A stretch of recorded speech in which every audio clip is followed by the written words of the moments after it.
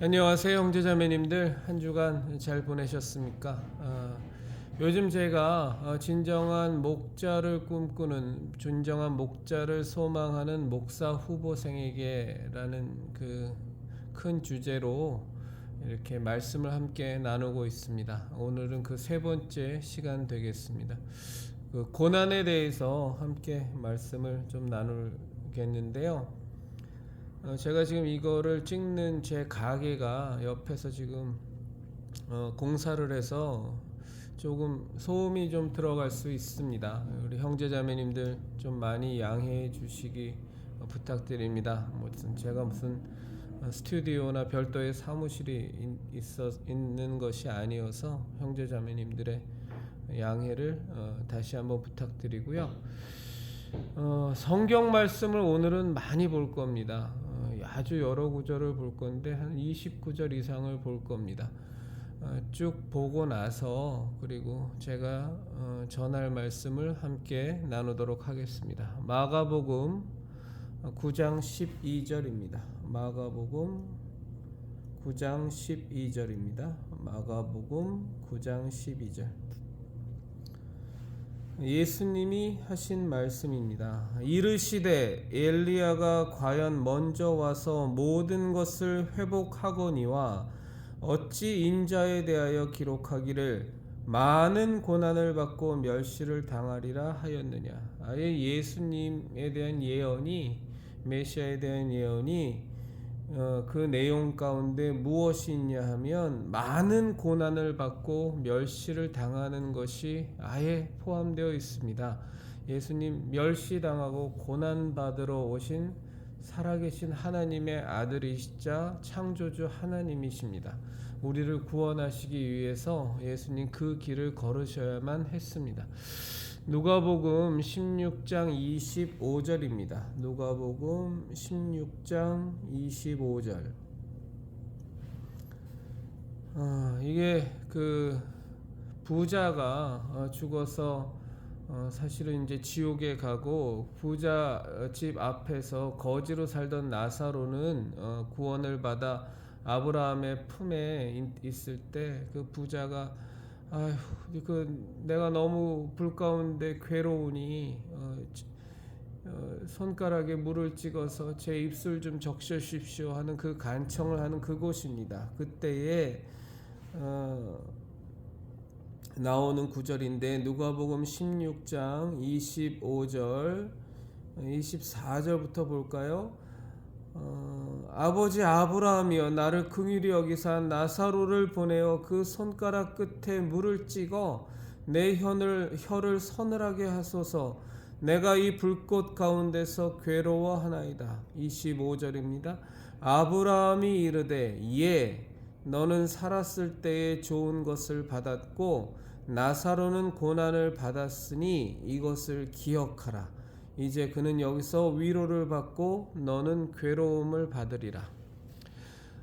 누가복음 24장 26절입니다. 누가복음 24장 26절입니다.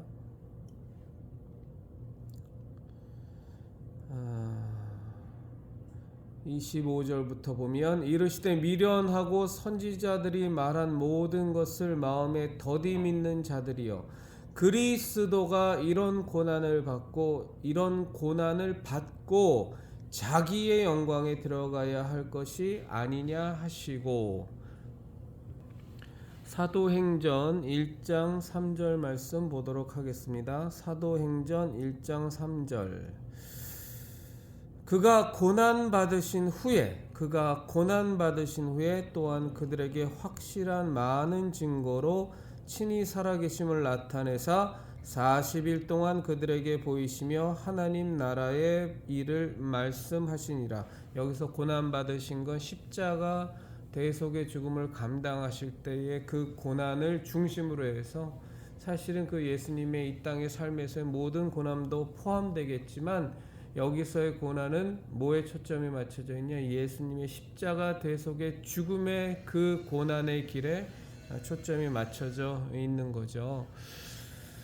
사도행전 3장 18절 보겠습니다. 사도행전 3장 18절.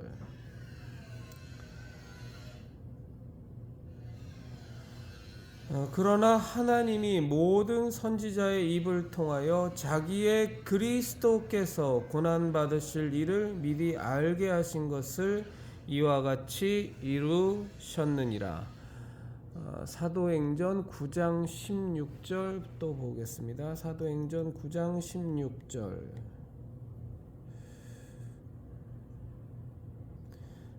이게 하나님께서 사도 바울을 사울 일대에 그를 택하셔서 사도 바울이 앞으로 살아가야 될 삶에 대해서 말씀하시는 건데, 사실은 저는 개인적으로 이 사도행전 9장 15, 16절의 말씀을 보고 굉장히 저는 사실은 충격을 받았던 적이 있었어요. 그래서 그 내용인데, 사도 바울을 택하고 사울을 택하시면서 택한 이유에 대해서 설명을 하십니다. 사도행전 9장 15절 16절. 사도행전 9장 15절. 주께서 이르시되 가라. 이 사람은 이 사람은 여기서 사도 바울입니다. 사울입니다. 이 사람은 내 이름을 이방인과 임금들과 이스라엘 자손들에게 전하기 위하여 택한 나의 그릇이라. 그릇으로 사울을 택했는데, 그 택한 사울에게 그 택함을 받은 뒤의 삶이 16절에 나오는 겁니다. 그가 내 이름을 위하여 얼마나 고난을 받아야 할 것을 내가 그에게 보이리라 하시니. 그러니까 하나님께서는 사도 바울에게 다메섹 도상에서 그를 확실히 택하셔서 이방인의 사도로 삼으시는데, 삼고 나서 그가 걸어가야 할 것은 그가 내 이름을 위하여 얼마나 고난을 받아야 할 것을 내가 그에게 보이리라 하시니. 그에게 주어진 건 고난의 삶밖에는 없는 거예요. 그게 아예 예정이 돼 있었던 겁니다. 로마서 8장 17절입니다. 로마서 8장 17절. 자녀이면 또한 상속자 곧 하나님의 상속자요 그리스도와 함께한 상속자니, 우리가 그와 함께 영광을 받기 위하여 고난도 함께 받아야 할 것이니라. 우리가 그와 함께 영광을 받기 위하여 고난도 함께 받아야 할 것이니라. 많은 목사들이 설교를 하면서 우리가 살면서 고난이라는 것을 겪게 되고, 그리고 그 고난을 통하여 우리가 굉장히 더 많은 것을 얻을 수 있다 라는 부분에 초점을 맞춰서 설교를 하는 것이 100%예요. 99%도 아니고 100%인데, 고난이라는 것은 우리가 영광을 받기 위하여 피하면 좋고 안 피하면도 우리가 그 고난을 통하여 우리에게 유익이 될 거다고 위로받으면서 가는 게 아니고, 그리스도인의 삶에 있어서 고난은 영광을 받기 위하여 고난도 함께 받아야 할 것이니라 해서 무조건입니다. 그리스도인들은 무조건 고난을 받는 삶을 살게 되어 있어요. 왜? 영광을 얻는 삶을 살고자 하는 것이기 때문에, 이 땅에 연연하는 삶이 아니라 영원한 나라를 바라보고 비진리가 횡행하고 사단의 세력이 장악하는 이 땅을 살면서 우리가 진리에 속한 자로서 예수의 생명을 갖고 있는 자로서 이 땅에서 그리스도인으로 살려면, 고난은 피하면 좋고 받아도 어쩔 수 없이 좋게 해석하는 그런 차원이 아니라 무조건 받는 것이 그리스도인의 삶입니다. 이건 무조건이에요. 고난이 없는 그리스도인의 삶이란 존재를 안 합니다. 좋게 고난을 생각하자도 아니고 고난을 잘 이겨나가자도 아니고, 고난은 우리에게 무조건 오는, 무조건 겪어야 하는 것이라는 것을 우리 형제자매님들이 아셔야 되고 알아야 되는데, 자꾸 목사들은 고난에 대해서 예쁘게 포장해요. 이것이 지나면 더 좋은 일이 생길 겁니다. 이 고난이 당신에게 결국은 유익이 될 겁니다. 그러니 고난을 기뻐하세요. 고난은 축복입니다. 뭐 이러면서 그 말이 틀렸다는 얘기가 아니라, 고난을 바라보는 시각을 좋게 가져가서 고난을 좋게 해석하자는 쪽으로 자꾸 모든 설교가 다 글로 가는데, 제가 지금 말씀드리는 건 뭐냐면, 그리스도인은 그 받을 영광을 위하여 예수님이 당하신 그 고난의 길을 우리가 참여한 자로서 고난은 무조건 받는 겁니다. 이건 피할 수가 없는 거예요. 그래서 고난을 마땅한 것으로, 당연한 것으로, 그리스도인이기에 반드시 겪고 가져야 하는 것으로 우리의 생각을 전환해야 된다는 것을 지금 우리 형제자매님께 말씀을 드립니다. 이 로마서 8장 18절을 보면 생각하건대, 8장 18절입니다. 생각하건대 현재의 고난은 장차 우리에게 나타날 영광과 비교할 수 없도다. 사실 세상 사람들도, 우리 형제자매들 잘 아시지만, 좋은 대학 가기 위해서 밤에 잠도 안 자고 무진장 돈도 써가면서 이 학원 저 학원 다니고, 그리고 진짜 오는 졸음 다 쫓아내면서 얼마나 고생하면서 공부를 합니까? 왜? 좋은 대학 들어가려고. 좋은 대학 하나 얻기 위해서도 그 고생들을 한단 말이에요. 올림픽에서 금메달 뿐만이 아니라 메달리스트 된 사람, 혹은 올림픽에 출전만 한 사람들도 장난처럼 출전한 사람들이 아니라 국가대표로 그 자리에 출전하기 위해서 그들이 메달을 따건 안 따건 간에 겪는 고생이라는 거는, 그 고난이라는 건 이로 말할 수가 없죠. 그냥 숨이 멎을 정도로 육체적으로 트레이닝하고 훈련하고, 그것도 한두 번이 아니라 수년 동안을 그렇게 훈련받고 그렇게 고생을 합니다. 그렇게 고생을 해서 올림픽에 출전해서 메달 하나도 못 따고 그냥 바로 예선에서 탈락해 버리면 또다시 4년을 또 그 고생을 하는 거예요. 왜? 그 올림픽에서의 영광과 고난을 위해. 세상 사람들도 이렇게 살아요. 이 세상에 별것 아닌 가치를 위해서도, 세상 사람들이 훌륭하다고 하는, 세상이 인정하는 가치를 위해서도, 그것이 주는 명예와 그것이 주는 금전적 혜택과 앞으로의 삶의 보장, 또 내가 운동하는 사람으로서 그것에서 얻는 보람, 뭐 이런저런 여러 가지 욕심과 바램 때문에 그 고생을 하고 사는데, 하물며 영원한 영광, 하나님과의 저 천국에서의 영원한 복락을 누리겠다는 우리에게 있어서 고난은 이 땅에서의 진리를 지키기 위하여, 진리 가운데 살기 위하여, 예수님의 생명을 전하기 위해서, 그리고 이 땅에서 그리스도인답게 그리스도인으로서 살기 위해서 받는 고난은 당연한 것이고, 이건 피할 수가 없는 거고 무조건 우리가 당해야 되는 거예요. 그것이 옳은 이치고 그것이 우리가 반드시 감수해야 될 분명한 사실입니다. 고난은 그냥 우리의 몫이에요. 이것을 다른 걸로 생각하시면 안 돼. 장차 받을 영광을 위해서, 영원한 영광을 위해서 우리는 무조건 고난을 겪는 삶을 살아가는 겁니다. 이것이 당연한 거고 마땅한 거라는 시각으로 우리가 고난을 바라봐야 됩니다. 고린도전서 7장 28절입니다. 지금 읽을 말씀이 읽어서 이제 구구절절한 설명은 가능한 줄이도록 하겠습니다. 고린도전서 7장 28절. 그러나 장가가도 죄짓는 것이 아니요 처녀가 시집가도 죄짓는 것이 아니로되 이런 이들은 육신의 고난이 있으리니 나는 너희를 아끼노라. 왜 뜬금없이 결혼하는 부분에 있어서 사도 바울은 결혼하지 않기를 권했잖아요. 왜? 사도 바울은 곧 주님의 재림이 오실 거라고 생각했었으니까.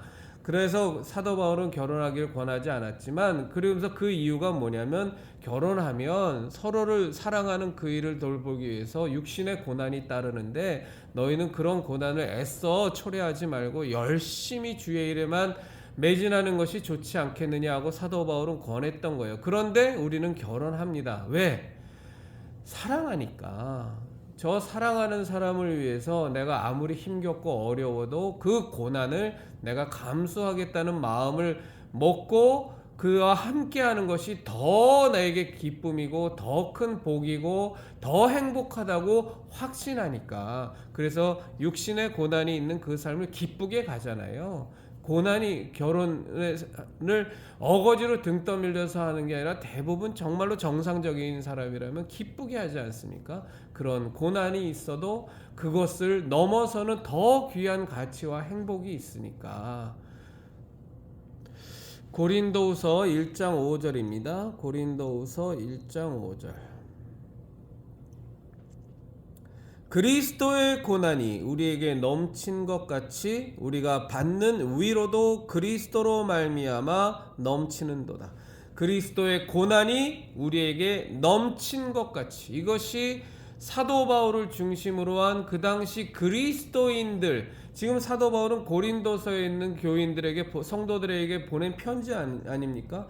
그런데 그 성도들에게도 똑같단 말이에요. 그리스도의 고난이 우리에게 있는 정도가 아니라 넘친 것 같이, 넘친 것 같이. 고린도 후서 1장 6절입니다. 계속 읽어나가면 되겠네요. 우리가 환난 당하는 것도 너희가 위로와 구원을 받게 하려는 것이요 우리가 위로를 받는 것도 너희가 위로를 받게 하려는 것이니 이 위로가 너희 속에 역사하여 우리가 받는 것 같은 고난을 너희도 견디게 하느니라. 우리가 받는 것 같은 고난을 너희도 견디게 하느니라. 이 고난을 피하라고 사도 바울은 얘기하지 않습니다. 우리가 받는 것 같은 고난을 너희도 견디게 하느니라. 그리스도로 말미암는 위로와 평안으로 너희도 이 고난을 견딜 수 있다. 우리도 이겨나갔어. 우리가 잘나서가 아니라 내 안에 계신 성령 하나님께서 그리스도 예수의 위로와 참된 평안을 내게 허락하시고 기쁨을 넘치게 해주셔서 나도 그 고난을 이긴 것 같이 너희에게도 동일한 성령 하나님께서 그 고난을 견디게 해주실 거야. 피하고 도망가게 하실 거야. 고난을 맞이하지 않게 해주실 거야가 아니라 견디게 해주신다는 것을 지금 말씀하고 계시잖아요. 그렇죠? 고린도후서 1장 7절 8절도 계속 보겠습니다. 고린도후서 1장 7절 너희를 위한 우리의 소망이 견고함은 너희가 고난에 참여하는 자가 된 것 같이 위로에도 그러할 줄 아니라. 아예 그리스도인의 삶이 뭐냐? 고난에 참여한 자라는 거예요. 아예 고난에 참여한 자. 그냥 숙명입니다. 이건 숙명. 피할 수 없이 그리스도의 삶이 뭐냐? 고난에 참여한 자. 1장 8절 형제들아 우리가 아시아에서 당한 환난을 너희가 모르기를 원하지 아니하고 힘에 겹도록 심한 고난을 당하여 살 소망까지 끊어지고. 이 사도 바울을 중심으로 한 사도의 삶이 얼마나 고난을 당했는데 그 고난이 이루 말로 다 할 수 없었으면 살 소망까지도 끊어졌어. 그래서 형제들아 이런 고난을 당하는 우리를 보고 너희들도 고난에 참여하고 고난을 당하는 것이 마땅한 줄 알고 우리가 이런 고난을 그리스도 예수 안에서 평안과 성령 하나님의 위로와 인도하심으로 이겨나가는 모습을 보고 너희도 힘을 내고 성령 하나님께 더 간구하고 예수님의 평안과 위로가 너에게 넘쳐서 너희가 어차피 당해야 되는 고난이니까 무조건이니까 잘 견디고 이겨나갈 수 있기를 구하라고 말하는 겁니다. 고난을 피하라가 아니라. 고린도후서 6장 4절입니다. 고린도후서 6장 4절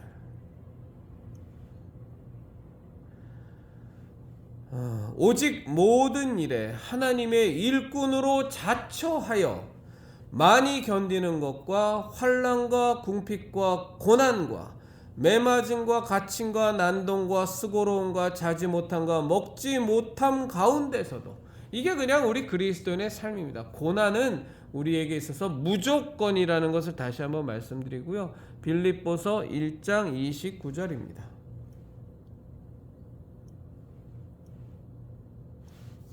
빌립보서 1장 29절 그리스도를 위하여 너희에게 은혜를 주신 것은 다만 그를 믿을 뿐만 아니라 또한 그를 위하여 고난도 받게 하려 하심이라. 다만 그를 믿을 뿐만 아니라 믿어서 구원받는 것뿐만이 아니고 또한 그를 위하여 예수 그리스도를 위하여 우리를 위하여 십자가 대속의 그 고난의 길을 그 죽음의 길을 먼저 담당하신 예수님의 뒤를 쫓아 각자의 십자가를 지고 예수님의 뒤를 쫓아 살아가는 삶, 그 그리스도인의 삶을 살기로 하는 사람들은 그를 믿을 뿐만 아니라 그를 위하여 고난도 받게 하려, 아예 받게 하겠다는 거예요. 받게 하게. 왜? 이 고난을 통하여 더욱더 온전한 그리스도인이 되는 것이고 그 영광, 장차받을 영광에 참여하기 위해서 그 고난을 받게 하신다는 겁니다. 빌립보서 3장 10절입니다. 빌립보서 3장 10절. 내가 그리스도와 그 부활의 권능과 그 고난의 참여함을 알고자 하여 그의 죽으심을 본받아 그 고난의 참여함을 알고자 하여 예수 그리스도의 죽음까지 우리가 본받으면서 그리스도의 부활과 권능과 그 고난의 참여함을 우리가 알아야 된다라는 거예요.